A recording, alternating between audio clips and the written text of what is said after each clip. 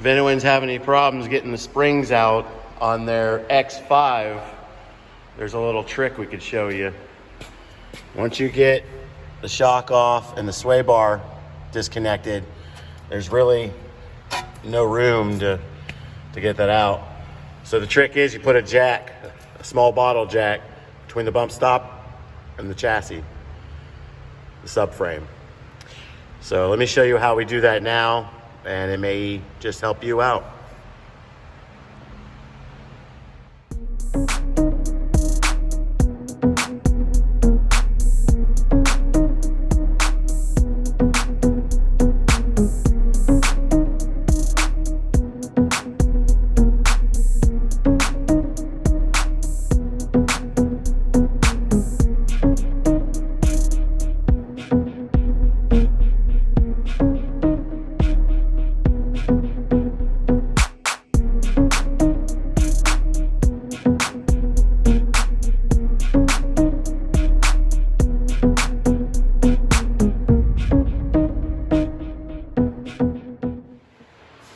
And just like that, that's how a little bottle jack can give you some help.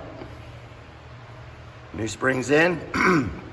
Now all I have to do is attach the shock, attach the sway bar, put the wheel back on, and this one's done.